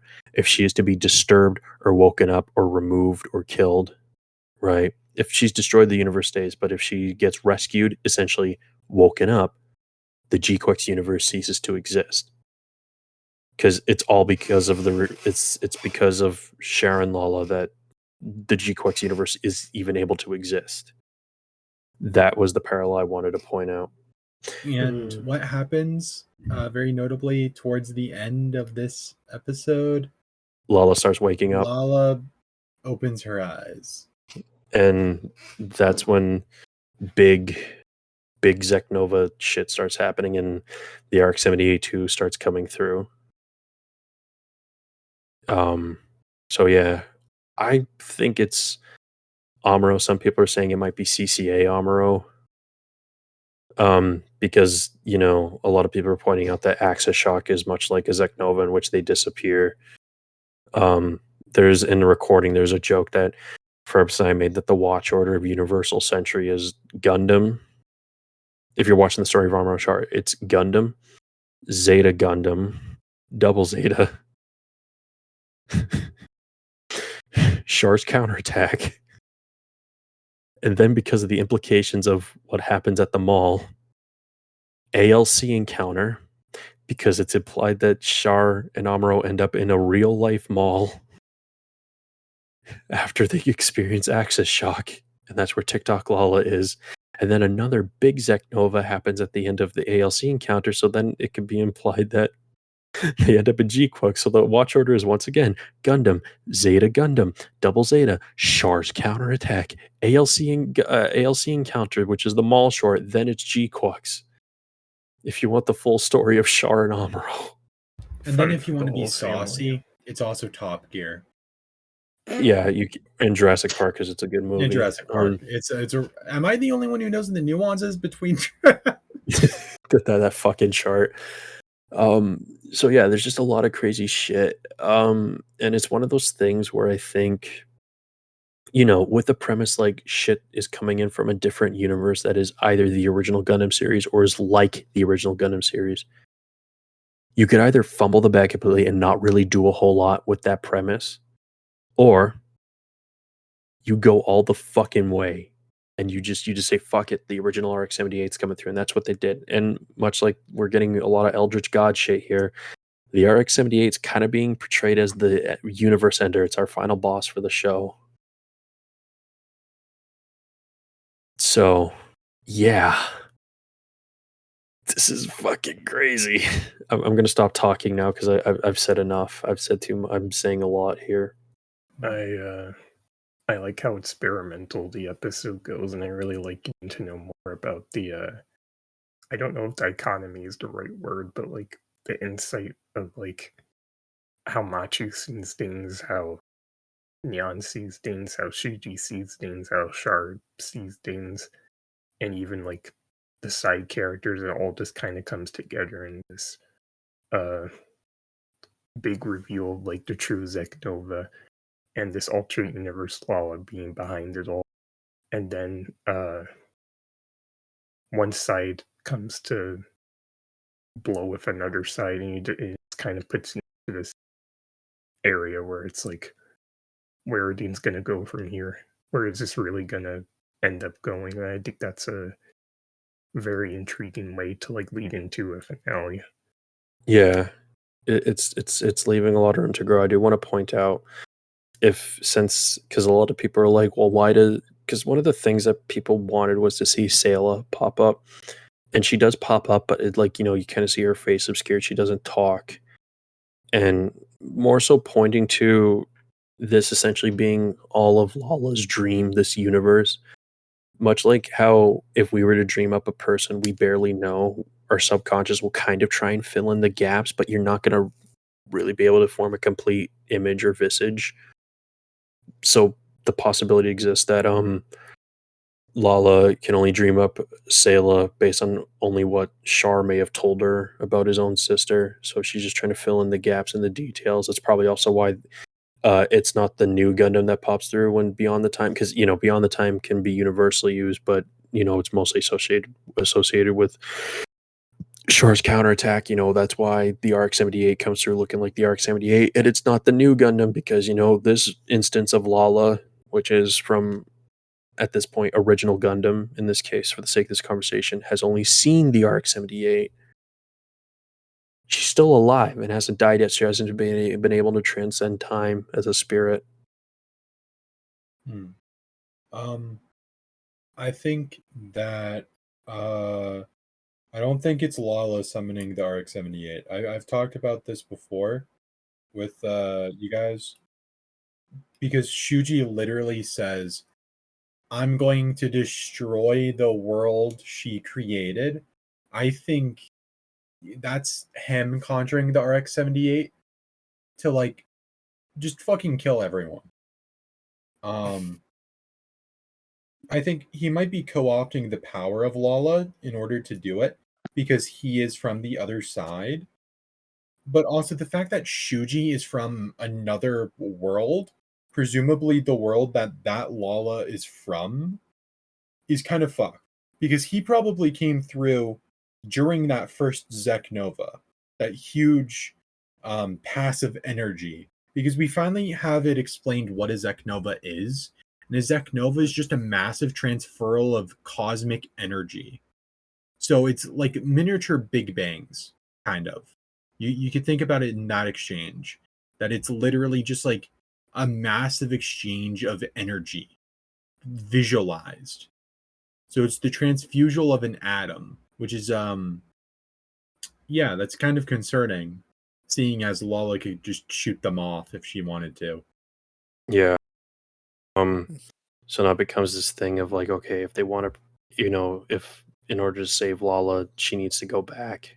But if she does that, GQuuuuuuX universe gets destroyed. But if she gets destroyed in the GQuuuuuuX universe, then the GQuuuuuuX universe stays, but then Lala dies. I think, personally, two things. One, Shuji is like the spirit of the RX-78, like personified in some way, somehow, through new type fuckery.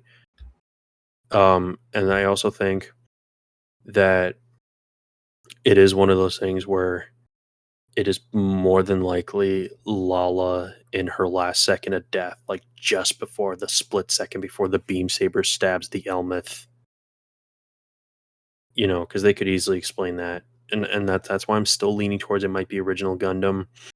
Some people are saying that it might be like, that the RX-78 might change form, so it starts looking like Amuro's other mobile suits. It could start the nefarious custom Dej the fucking DJ, up the fucking GQuuuuuuX. yeah. I'd pay to see that. Everyone right now, because we don't know if it's being piloted or not. Everyone believes it's Amuro coming through because everyone wants it to be Amuro. I've literally said I don't believe that's what's happening. Right, I know, but I'm just saying that the general audience is saying that it might be Amuro coming through, and if that it is Amuro coming through, that everyone's kind of fucked because at the point in which, you know, Amuro almost kills Lala. It's like near the end of the 1 year war. So this is like Amuro at his peak of the 1 year war. So they are kind of fucked because he was able to beat the shit out of Char and like a lot of people. And if it's CCA Amuro, they're super fucked. So yeah, I'm kind of hoping like, you know, if they're gonna go this crazy, just fuck it, bring in Amuro. Why not? Just not Toru Furuya. Well, they're going to. I think if they do Amuro, and I do think they're going to do Amuro. So 2 points. I kind of want to like counter your idea. If Lala wakes up, the universe ends. Okay, Siskel. I'll be Ebert. Let's go. Yeah. I think that's stupid and dumb, and you're a fucking no. Just like Siskel and Ebert. I don't think that's what's going to happen. I think that's too like on the nose. It's a good observation. It's a good idea.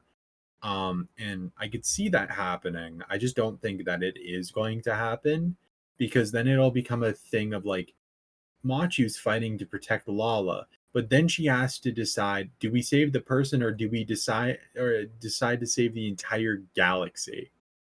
And I don't think that's really a position that they've queued her up to be in. Yeah. I also don't think that there's like too much context. It's a lot of like, well, this is referential material. I don't think that's really going to like play any factor into it. I think if Lala wakes up, some bad shit's going to happen. I don't think it's going to be like end of the GQuuuuuuX universe, because Shuji's going for that. So why wouldn't he just wake up Lala? Char wants to destroy Lala because he doesn't like what she's causing, and she's causing the Kira. She's causing like new type advances, right?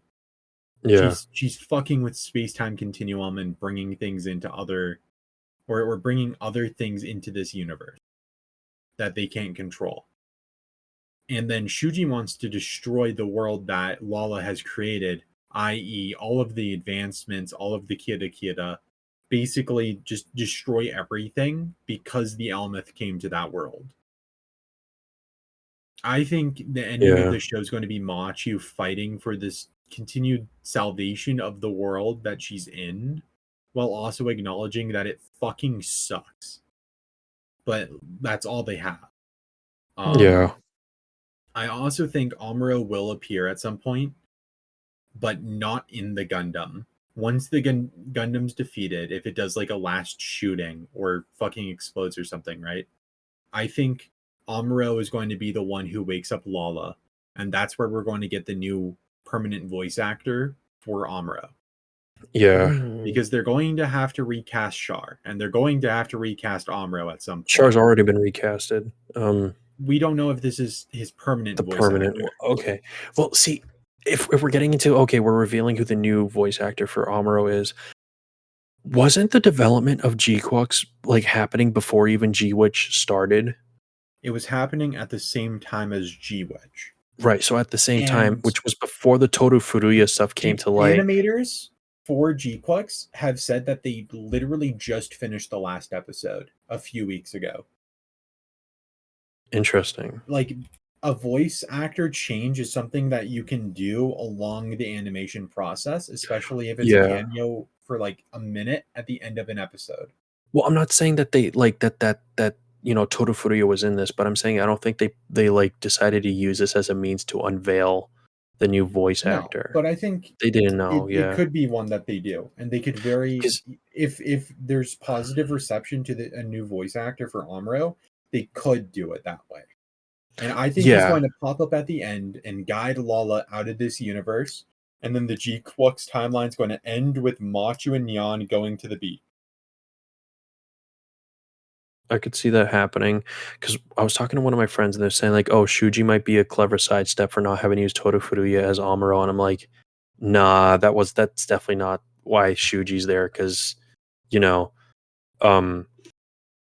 they were developing all this before the situation with Toru Furuya came to light, which for those who aren't in the know, Amuro's voice actor Toru Furuya, he was revealed to be not the best of people. I'm not going to get into too much massive Horrifying scandal. scandal from last year. Horrifying scandal from last year at the time of this recording. Just Google Todofuria scandal and you'll find out, because this podcast is not going to become the let's air out Todofuria's crimes hour, because we're here to talk about GQuuuuuX, but I just need to get that out of the way really quickly as to well, why would they replace Todofuria? That's why.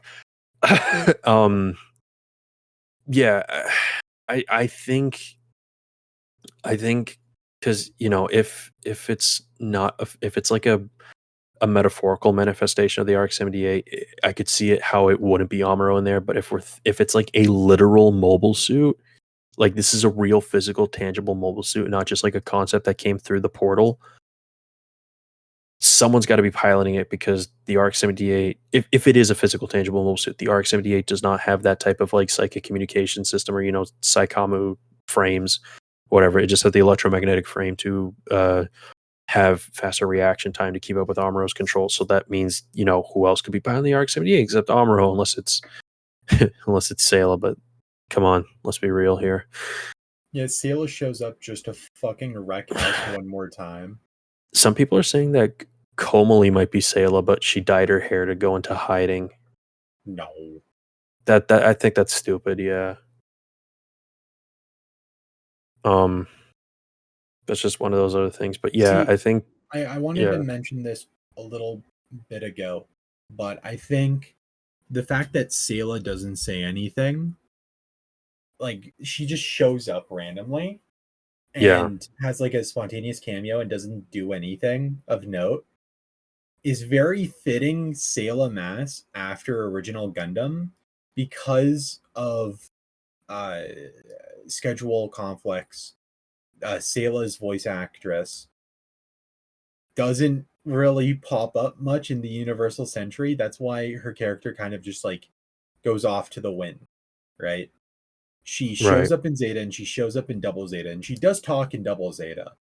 But it's like in one episode, right? She shows up in the background of a Zeta episode, and then she shows up like twice in Double Zeta. And she doesn't really do much, right? And that's pretty fitting for Sayla, because Sayla's future is basically just running an orphanage. Just being a really rich bitch and running an orphanage. Aren't we all? Aren't we all just kind of Saleya massing right now? Oh hell yeah, no! But like, I think this episode here is kind of like the peak of like the beauty of the theory crafting that it leaves room for, at least at the time of now. Because obviously, once we see all the episodes, not really much theory crafting left. But sorry to crack my elbow there, but like, I don't. There's a lot that could be going on. This could very well just be the big CCA rematch of the century. Considering, because in your notes, Char kind of looks like CCA Char when he puts his hair back. Pushes his hair back. His hair back, just because he's fucking aged 5 years. I think what's going to happen is this Char is going to be like at a bar at the end of the events, like a year later, and he's going to be drinking, and this like curly haired guy with hazelnut eyes comes around and goes, "Hey, handsome, you come around here often?" And Char goes, "I come often," and they start making out. Oh my god. Yeah, I mean, obviously, like, if Armo doesn't show up during the battle, he's definitely going to show up for like a brief cameo and he talks. If it happens, it's probably going to happen in like the end credits, when like they're showing like everything kind of ending and wrapping up. They're gonna slide a single PNG of Amuro across the screen really quickly. Yeah, he really. And That's just going to say fuck Todofuria, and he's just going to say fuck Todofuria under the bottom of it or whatever. So yeah, that's kind of funny. I'm really thinking it's Amuro showing up in that RX-78. I'm sorry. I think it is. I really think it is. It's just, yeah. I will say, seeing that RX-78 kind of makes me want to do a nice painted build of my MG RX-78 2.0. I'm going to. I was actually Right doing now. some research. No, not right now. You It's gotta like do it almost 5 in right the now. goddamn morning. No. These are my new type powers. Anyways. Oh fuck. I definitely think the sales of RX-78 kits is gonna if it hasn't already, is gonna skyrocket. I saw fan art of it. All you have to do is take like the Gundam 2 box art and just throw some rainbows behind it, or get the Revive Gundam and throw some rainbows behind it and just call it the GQuuuuuuX version. Yeah. Add the little GQ to the runner. There you go. That'd be really funny if they re-released the regular RX-78 in the GQuuuuuuX line. That would be so fucking funny. Anyways, Machu is going to fucking suffer next episode, and that's basically it. Someone's definitely going to die, I think. It's going to be Shuji. Probably Shuji. Fuck you, Shuji. Keith, goddamn it, Goons and Kentaro, what do you think of the episode? Fergus and I talked a lot. So I don't really know how I feel about the Zek Novas pretty much just being a wormhole to another continuity. It to me feels just a little weird. And I don't know if I'm like I don't think I'm the biggest fan of it.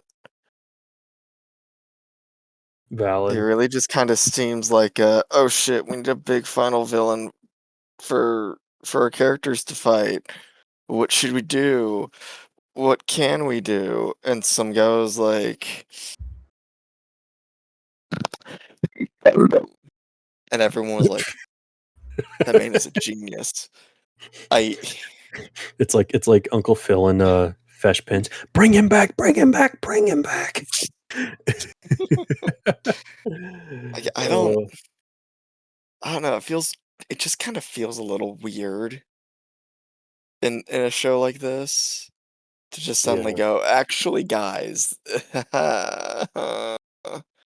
Yeah. Like, it doesn't bother me in something like Build Fighters, where you see characters that look like old characters, because that's kind of all it really boils down to. The Valhalla thing was really just a fan-made theory that really took off, but it doesn't really mean anything in the grand scheme of things, you know? You can enjoy that show with or without that theory in your mind, but here it's I don't know, it just kind of rubs me a little bit the wrong way. It kind of feels like, oh, we can't let this show have its own merits. Uh, it needs to have the RX-78 show up. The original one, because I know the RX-78 is technically in the show. It's like, no, we need the original one to show up.